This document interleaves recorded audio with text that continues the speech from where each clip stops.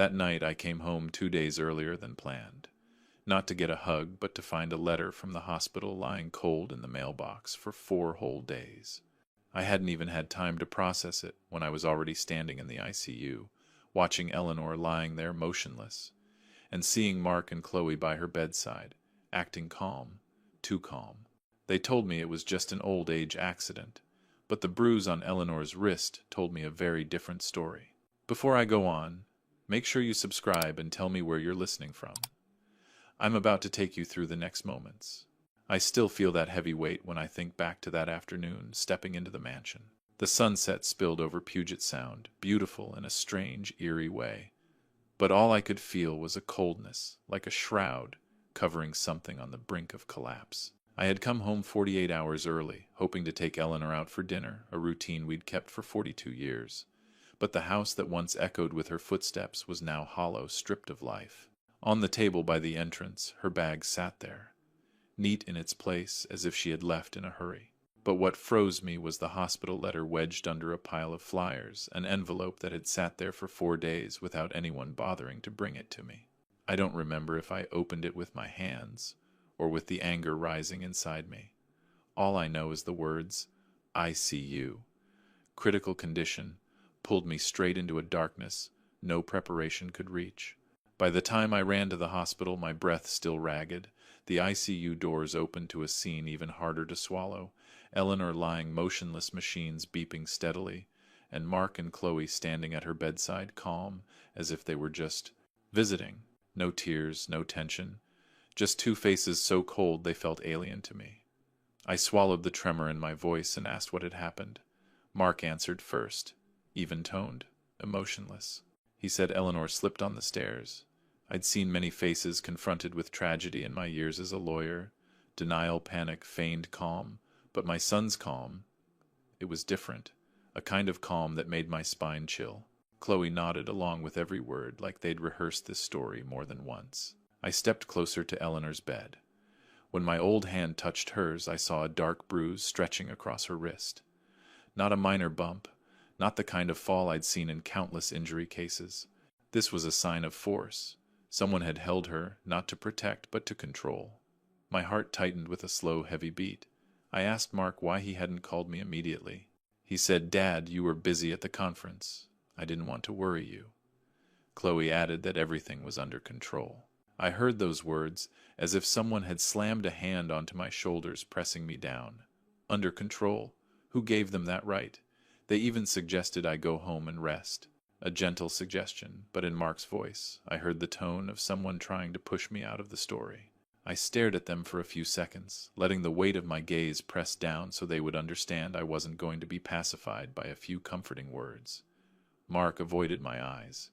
Chloe stared at the floor. Neither looked like someone who had just watched their mother severely injured. I had taught Mark once that expressions are the easiest things to control in court. Apparently, he had listened, but in a way I had never wanted. I left the hospital as Seattle's sky began to drizzle. The rain fell on my shoulders icy, but not as cold as the suspicion that had begun to rise inside me. Suspicion that this slip was no accident. Suspicion that the 4 days of silence weren't mere oversight. Suspicion that Mark and Chloe's calm wasn't strength. It was the calm of people unafraid of being caught. Sitting in the car, I felt it clearly, all my years of legal experience, all the instincts that once let me see the heart of a person, were screaming that something twisted, abnormal, dangerous was happening right in my own family. And I, at 70, was stepping into a battle I never thought I'd face again. But looking back at the bruise on Eleanor's wrist, I knew one thing: I would see it through to the end, no matter how cruel the truth might be. I didn't drive straight home after leaving the hospital that night, under that freezing Seattle rain. I just circled the city, like a man with nowhere left to return to. Truth was, I was only trying to keep myself calm enough not to storm in and confront Mark right then and there. At 70, people think I've run out of fire. They're wrong. I've just learned to bury it under thicker ice. But the moment I pulled up to the gates of the mansion, whatever calm I had left cracked wide open. The familiar lights spilled across the steps, quiet, polished, staged, like a set prepared for a performance I never agreed to be in. I opened the door, stepped into the living room, and looked straight up the staircase. The same staircase where Mark said Eleanor slipped. I stood there for a long time. The stairs didn't speak, but the silence around them felt like a lie dressed as an accident. No scratches, no damage, nothing out of place. Everything too perfect, like nothing had ever happened. And in that silence, I knew what I needed answers. The kind you can only get one-way evidence. I went into my study. The room still carried that warm walnut smell, the place where Eleanor used to bring me tea every evening. But tonight, the only thing that broke the stillness was the startup chime of my computer, like a quiet knock from the truth itself. I logged into our family financial system, something I rarely dug into since Eleanor always handled everything with her usual care and precision. But this time, it took only a few minutes before something colder than that ICU room hit me. A withdrawal. $2.5 million. Taken from Eleanor's shared trust fund. During the week I was gone. And done just cleverly enough, the amount was pulled right below the threshold that required my signature. I leaned back in my chair. Not because of age, because I already knew who would dare do something like that. In this family, only Mark had access to the business accounts and the funds tied to our assets. But this wasn't just greed. It was precise, too precise. He knew the limits, knew the rules, knew how to slip through the cracks. And that scared me in a particular way. He learned those tricks from me. In that moment, I saw his calm expression again back in the ICU. Earlier, it had only felt suspicious. Now, it looked calculated. I kept digging through the archive files and found something even worse. Mark and Chloe had met with our old family attorney, Richard Hayes, the man who drafted Eleanor's will. Their appointment was scheduled exactly 3 days before Eleanor fell. I opened the autosync note Hayes had added to the archive.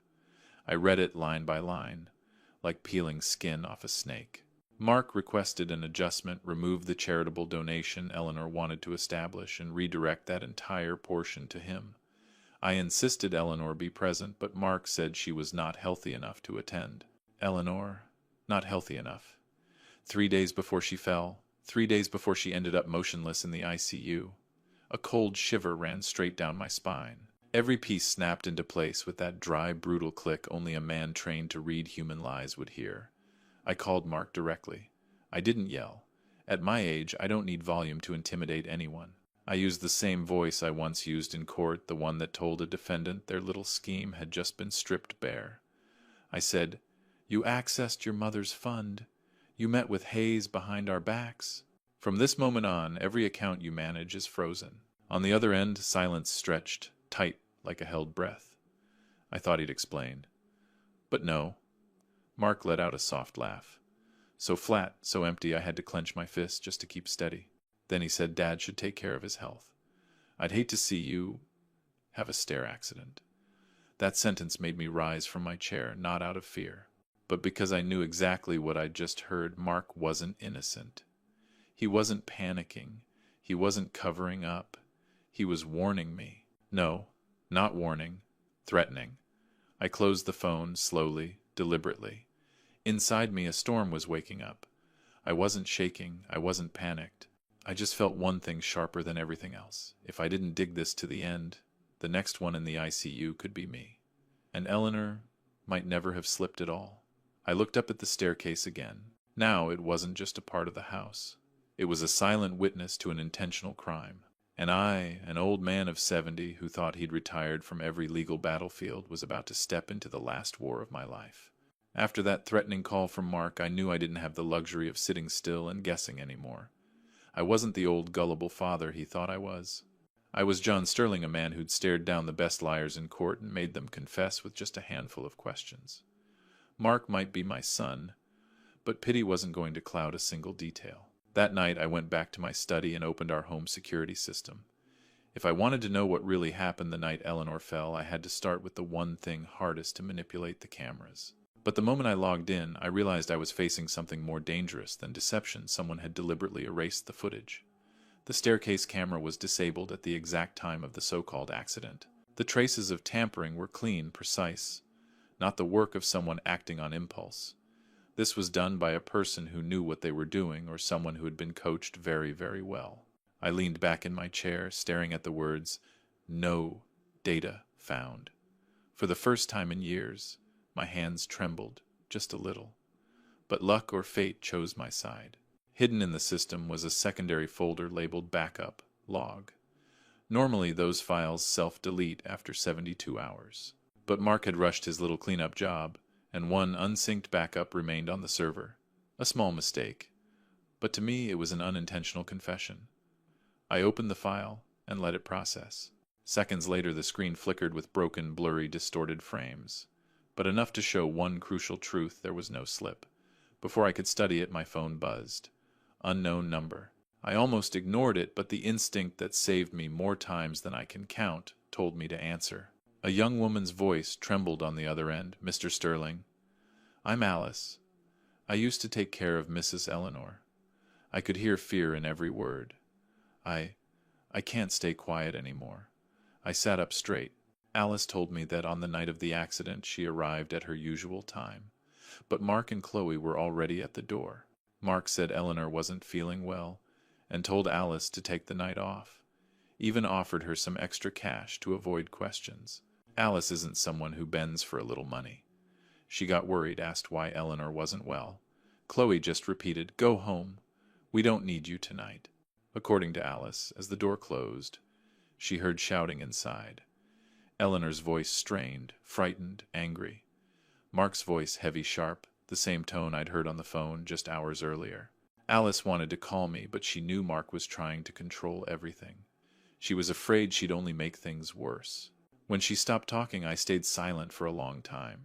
Every detail, every sentence, every sound of my son's voice braided itself into a picture darker than anything I'd imagined. I thanked Alice, told her to stay safe, and not to contact Mark again, ever. I hung up with a hand cold as steel. I took a slow breath and reopened the backup footage.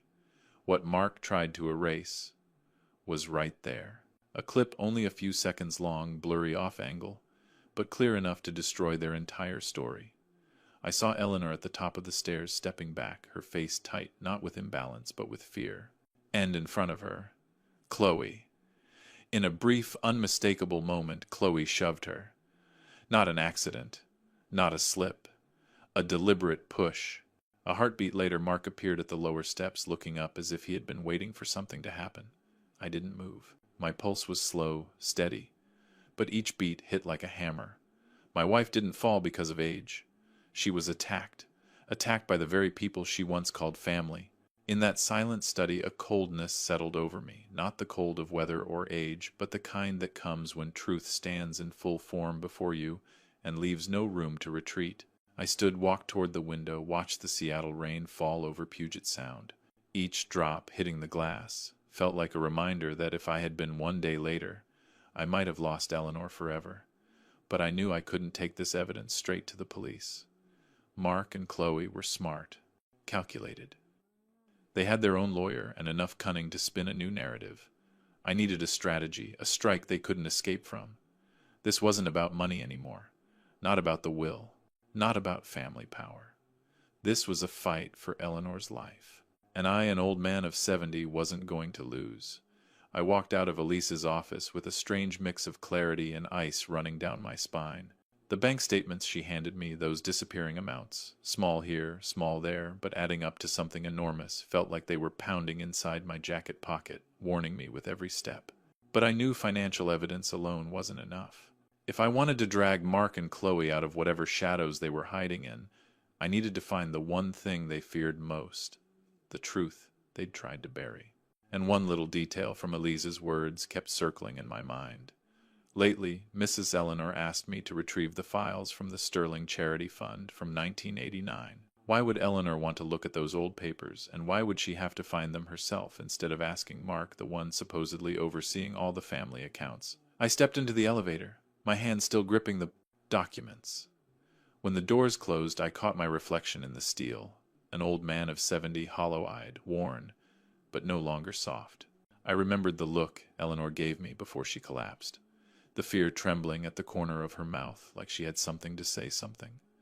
Mark and Chloe made damn sure she never got the chance to speak. Outside the building, I called a taxi and brought the files back to our old apartment. I needed to be somewhere. Her presence still lingered. Somewhere my emotions couldn't slip past my judgment. The apartment was dark, cold. I turned on Eleanor's favorite lamp, the warm, soft light just enough to read by. And then the truth unfolded. The transfers from the Sterling Charity Fund hadn't just been quiet, they'd been redirected into strange accounts. Accounts tied to names I'd heard thrown around in those whispered conversations between Mark and Chloe. They called it an advisory committee, but somehow they never once showed me a single member. I read every line of every statement. The deeper I went, the tighter my hand clenched. Those kids thought I knew nothing about finance, nothing about bookkeeping tricks. They forgot. I spent over 5 decades running Sterling Group before handing the reins to Mark. I wasn't ignorant. I was trusting. And that mistake was something Eleanor was paying for. But that wasn't what stopped my breath. I found a handwritten note, shaky but familiar. Eleanor's handwriting. The handwriting I could recognize even in total darkness. If I don't get the chance to say it, look in the steel box in the study. Don't let them take it. My chest tightened like someone had reached in and twisted. Eleanor knew. She had known something, and she had been afraid. Afraid enough to leave a message like that. I stood up immediately, almost ran to the study. The steel box she mentioned wasn't an ordinary box. It was one I gave her years ago, biometric lock, with her fingerprint, and a spare key I kept in the safe. I had practically forgotten it existed, or maybe I just never imagined I'd need it again. When the lid clicked, open a thick stack of yellowed documents appeared. On top was the old version of Eleanor's will, the one I remembered clearly. The one where she left her entire share to the charity fund and only kept a small portion for the family. But the version Mark brought to the lawyer last week was nothing like this. Nothing. I flipped through the rest, and my blood went cold. Financial evidence, ledgers, contract copies, secret notes Eleanor had written marking every irregularity she'd found. She hadn't dared confront Mark directly, but she documented everything, as if she already knew she'd need proof one day. And then at the bottom I found the thing that nearly made my knees buckle. A small audio recorder, the one Eleanor used when practicing speeches. I pressed play, her voice weak but steady. If you're hearing this, it means I'm out of time. Mark and Chloe, they're hiding something from you. They don't want you to know about the fund. I'm scared they'll do something reckless. If anything happens to me, you have to check. I sank into the chair, my fist tightening until my knuckles turned pale. Not from shock, but from the coldness crawling through every vertebra in my back. Eleanor didn't fall because of age. She fell because she was terrified, fighting to protect this family from the very people she once loved. And I, the old husband, who thought everything was still under control, had let her fight alone. I drew in a long, steady breath. Then I stood, packed every document into a leather case. I knew exactly what I had to do now. I wasn't going to be the gentle old man in the kitchen making tea anymore. I was going to be the man Eleanor once trusted to lead this family. And this time, I would lead it all the way to the truth. I stepped into the living room, Eleanor's documents heavy in my hands, the weight more tangible than ever. I was holding everything needed to end this game. Mark and Chloe still believed they were in control, that I was just a 70-year-old man with a collection of memories and patience. They were wrong. This time, I was in command. I called Mark and Chloe to the mansion under the pretext of a temporary handover of company control due to my frail health. My voice was calm, measured, revealing nothing of the storm within. Yet every step I took, every glance I gave them, carried a warning they were entering a territory I had prepared. When they arrived, Mark's fake smile made me want to curl my lips in response. Chloe stood beside him, clutching her handbag like a shield. They did not yet know. From this very moment, any attempt to deceive would be meaningless. I placed the stack of documents on the table and opened it, but did not speak. They looked at me confused by my terrifying composure. I emphasized, "You will sign these documents to take temporary control of the company." I handed over pages filled with complex legal language, small print, yet in their hands lay the undeniable truth. Everything was prepared, so Mark and Chloe would sign, admitting financial fraud, tampering with the will and evidence, manipulation. Mark skimmed through the pages, his smile fading line by line. Chloe grew visibly nervous. I stood silently, letting the tension sink in moment by moment. I did not need to shout. Silence paired with carefully arranged legal phrasing was my weapon. They signed one signature, then another, without complaint, because everything they were signing was an admission of their own guilt. I looked into their eyes, and in that brief moment, I saw fear. Fear because they realized they had lost, but did not yet know the consequences. As soon as the papers were complete, I smiled. You have just signed your confessions and transferred all your rights to Eleanor. The police now have everything they need.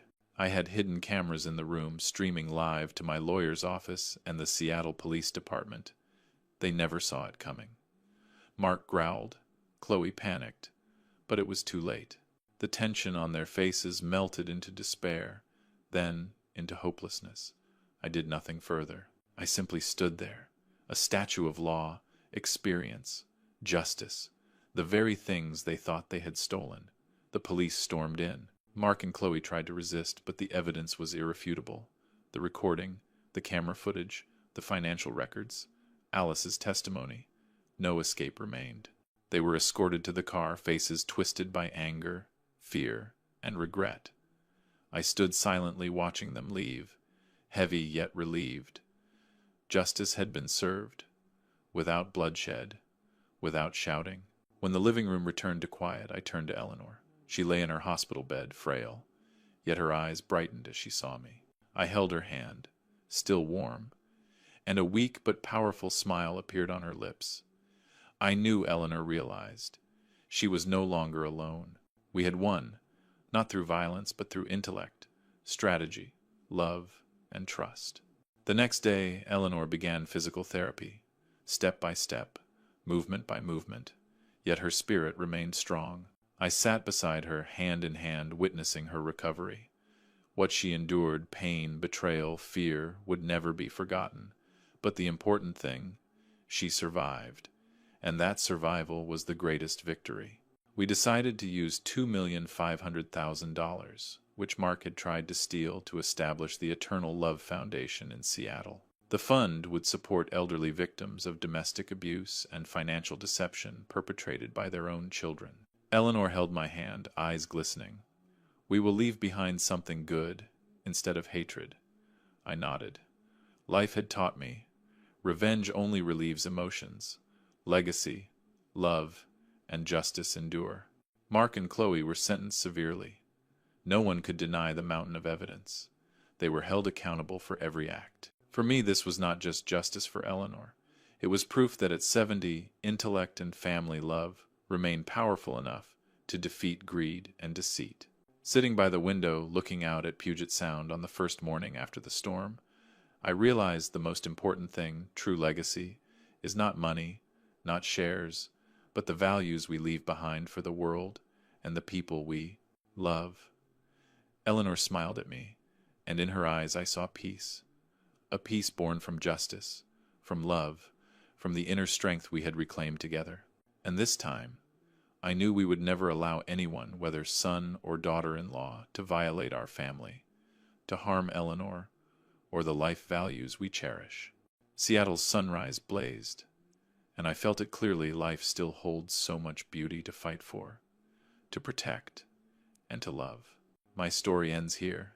If today's story touched your heart and kept your eyes glued to the screen, don't forget to subscribe and turn on notifications so you won't miss the next emotional family tale. Thank you for being with us, and see you in the next deeply moving episode.